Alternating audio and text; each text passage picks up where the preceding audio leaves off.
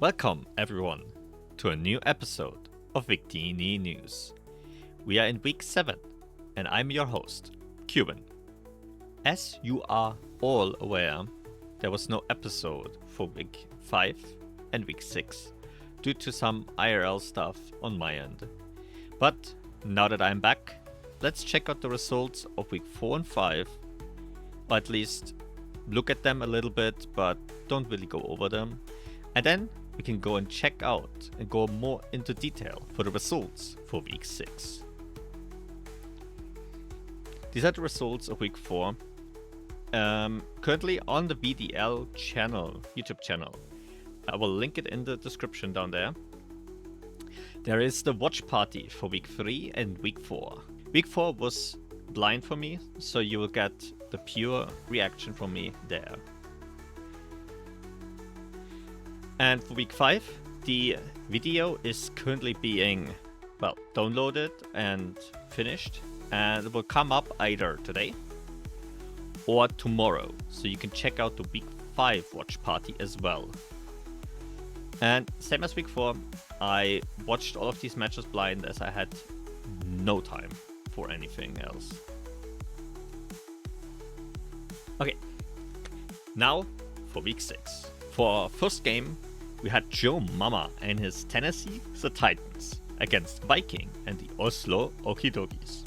Both players are on the top of the standings, and these games will most likely be just a small preview for playoffs. This is for standings to choose your opponent as well. Joe Mama never let any Zoroark shenanigans happen, as he immediately revealed Zoroark, who was trying to pretend to be Mimikyu. In my opinion, not really the best target, as you would always want to break Imposter. And after its reveal, it was quickly dispatched by Skuntank, who took the first kill of the match. Then we saw a curious 1v1 between the Hisuian Decidueye and Muk, as they both set up, and Muk revealed Spite with Acid Armor and Drain Punch, and thanks to that, he managed to push the Decidueye out, though sadly for him, Skuntank came back and had Haze to remove the bonus stats from the Acid Armor, and in the end, Skuntank took the second KO on the Muk, before immediately getting defeated by Golok. Then we had a few back and forth that showed us how the match will most likely end. But before that, Mimikyu used Destiny Bond to get rid of the Glastrier taking out the Mimikyu, and Flygon getting a kill with Espeon via U-turn, leaving Viking with only 2 Pokemons. And here we go back to what we saw earlier. Cotton, Guard, Sub, Leech Seed, Whimsicott. Golok and Nosepass had no chance to break it, and it slowly managed to take both KOs for the 3-0 victory for Joe Mama. Next up, another top contender match between Meta and the Maryland Misfits and the NC Noble Roars from They Call Me Gage.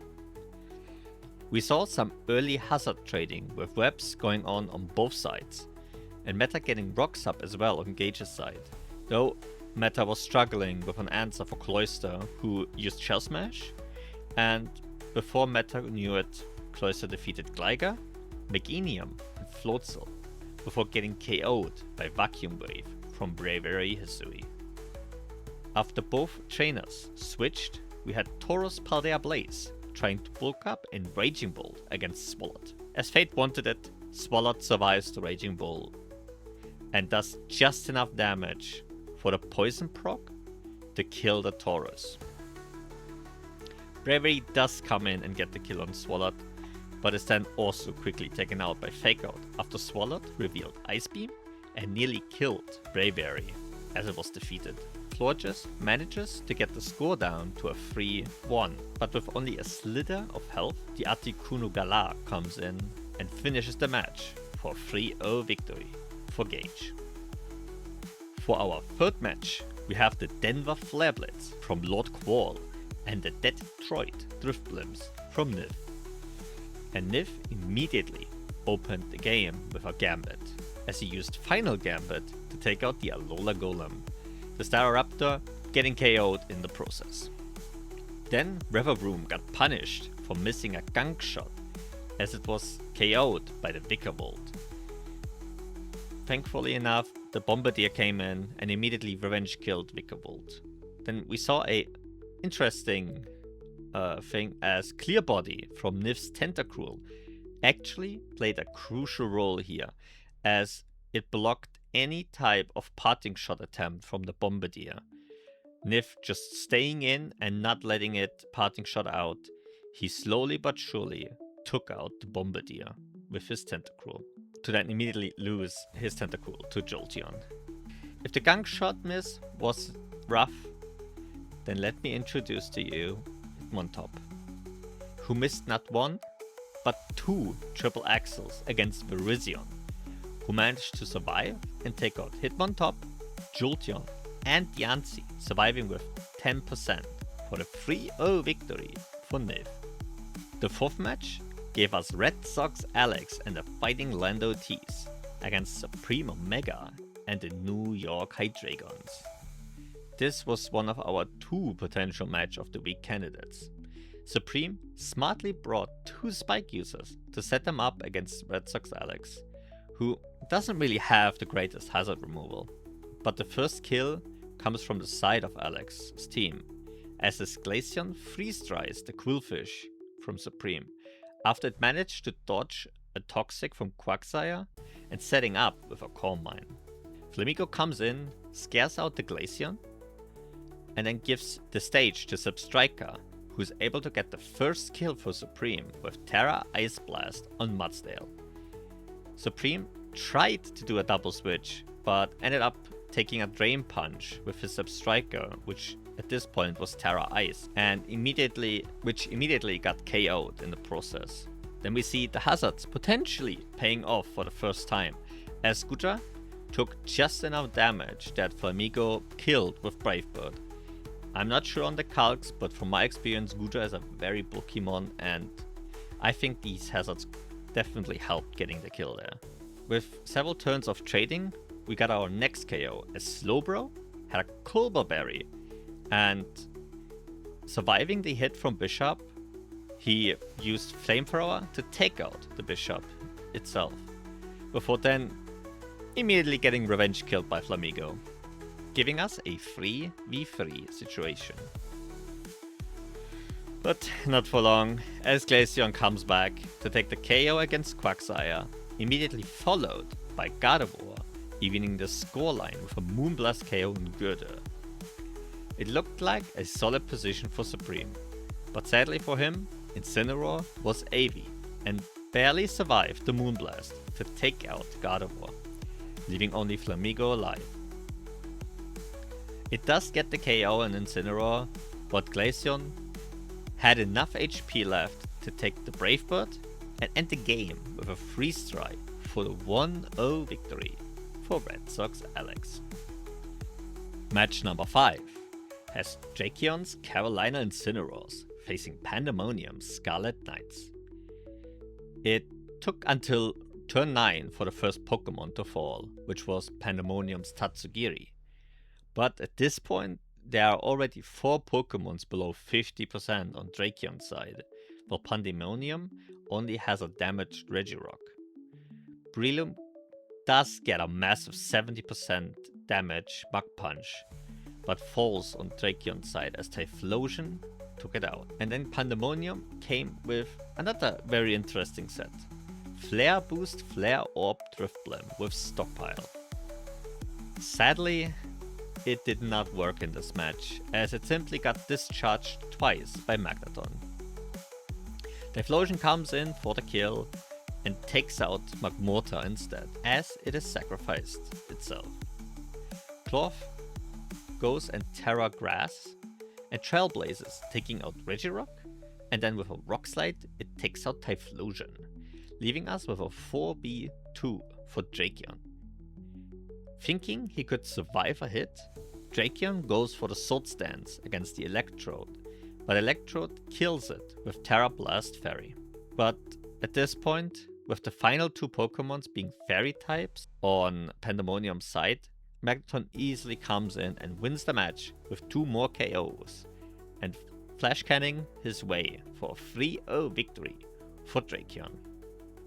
For our potential match of the week, I thought it would make the most sense if it's the two matches between the 1-4 and the 2-3 teams, as these games basically could mean the end for both Alicalcos and Redshirt, while losing will hurt lack of interest in CB Fries a lot, since the other two would catch up on their scoreline.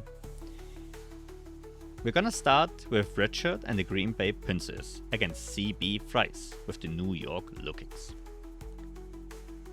The first step of the match was Dragcloak from Redshirt getting taken out by a Bravebird and U-turn combination from Braviary, who switched into Houndoom, which also immediately got a second kill for CB Fries with Terra Blast Fairy.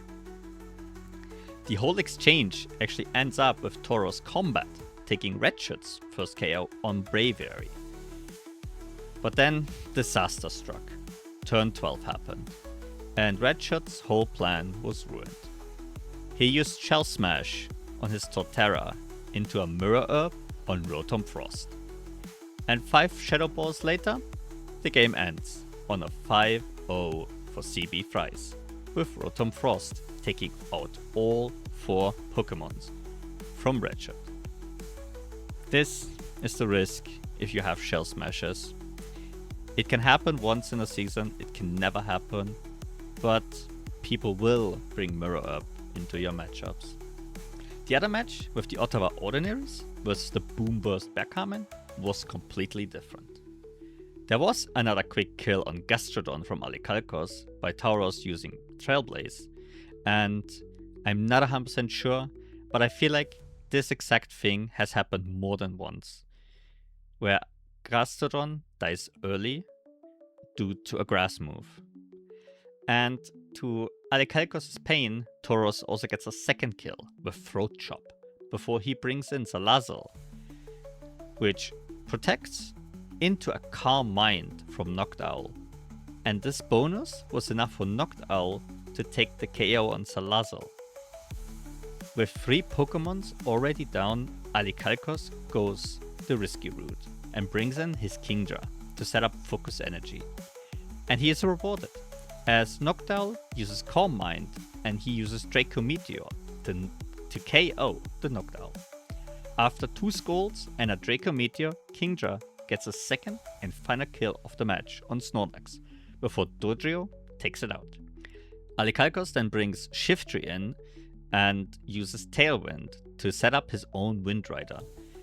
The Dodrio brings it down to his Focus Sash, but thanks to the Windrider and Tailwind, the Shiftry takes out Komala and Dodrio.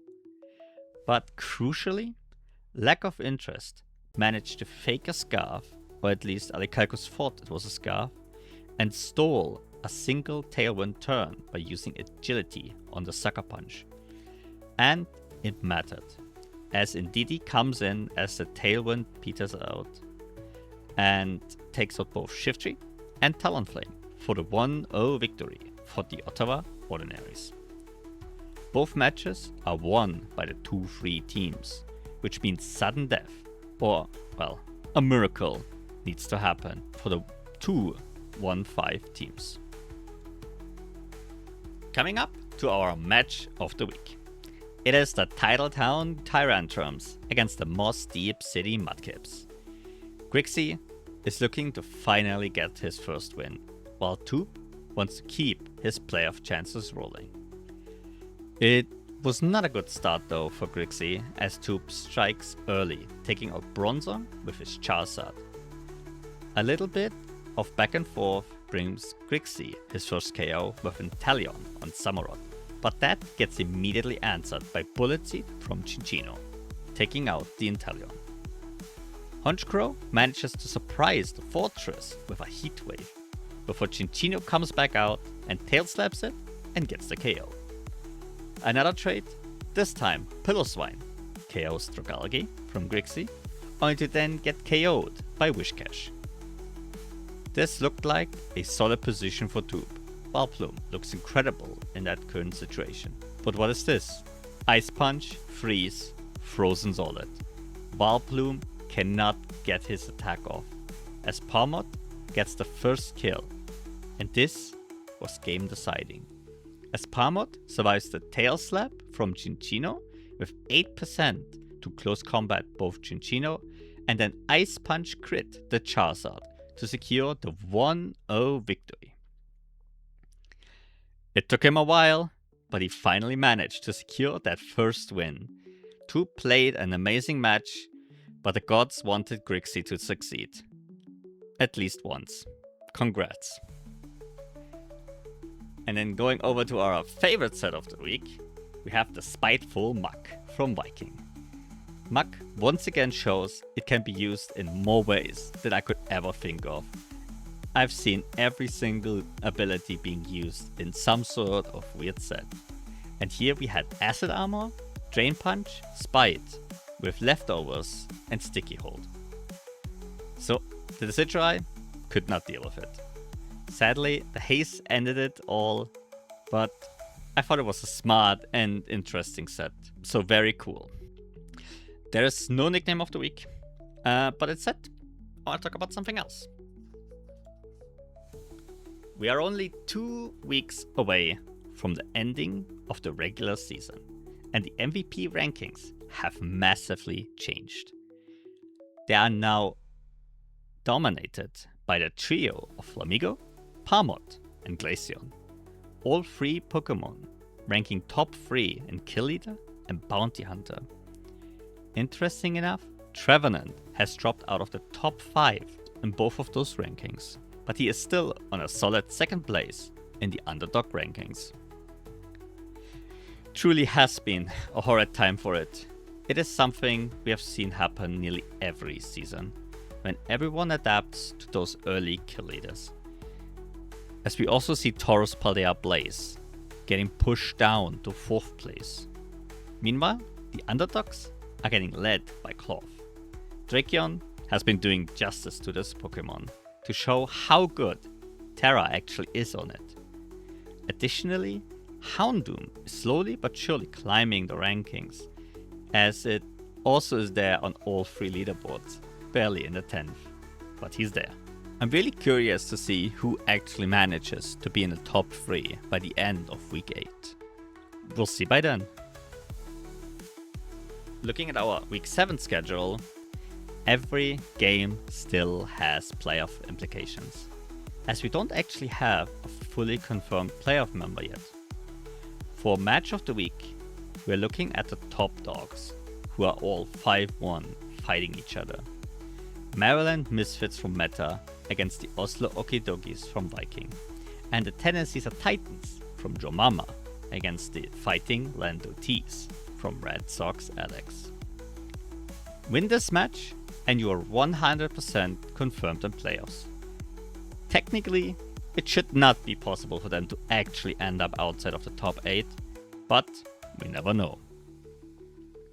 Then we are looking at the Titletown Tarantrums from Grixie against Redshirt and his Green Bay Pincers.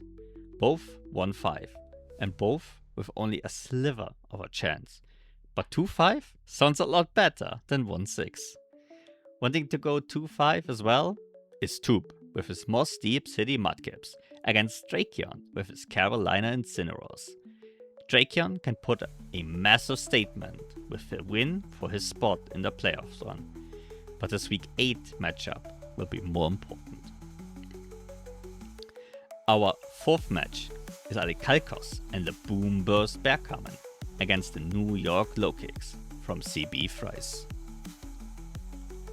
Again, a match where Alicalcos has to win if he wants to have a chance for playoffs, while CB Fries could potentially lock it in here. The NC Noble Roars with Gage are looking to secure their own playoff spot against Lord Quall and the Denver Flareblitz, who will need this win for a better situation next week when they face CB Fries. Our second to last match is Pandemonium against Lack of Interest, the Scarlet Knights against the Ottawa Ordinaries. And I'm gonna spoil it now, but Lack of Interest once again manages to put himself in the middle of the pack, he is once again the deciding factor for a lot of the teams. And with a win, he can actually remove a large chunk of teams from playoff contention, Pandemonium included. So, Pandemonium, you better do everyone a favor and try your best. And the final match, we have Niv against Supreme Omega. This is one of the most important matches for both coaches. Niv has 2 matches against direct rivals and needs to win those to make sure he isn't gonna end up at 9th, while Supreme could directly hurt one of his closest rivals. Guys, I'm saying this right now. Every match matters. If it's for bragging rights or playoff spot, it is time to pull out all the stops and go ham. Taking a short breather to confirm the final transactions of Season 9. Umbreon was traded for Bishop in Week 5. And last week, in the final week of the transactions, we had Dracloak get replaced by Electabuzz. This was also a direct Terra Captain change. So if you're playing Red Shirt, remember, this is a Terra Captain. And last but not least, a small bit of fun. The 1-5 Miracle Run. Technically, all 4 of these teams could snatch the final top 8 spot with a score of 3-5. For this to happen, they need a lot of praying. Lag is not allowed to win a single match, and Niv kinda needs to win both of his matches to give the others a chance. And then of course, the differential needs to work out. On the screen, you can see how the matches would need to end, though I realized just now that Redshirt could also win against Grixie, and it would be Redshirt who is potentially going 3-5. My bad. But yeah, this is how the matches would roughly need to go for one of these 4 teams to make it into playoffs. I put a little bigger thing on the CB Fries against Lord Qual match, as one of these 2 teams will confirm at least 4 wins. And if they had to choose, I think they would rather want CB Fries, as CB Fries has 4 more differential than Lord Qual. But this is it. Thank you all for watching this week's episode of Victini News. I hope you all have a great rest of the week, and I wish everyone success and good RNG. Good night.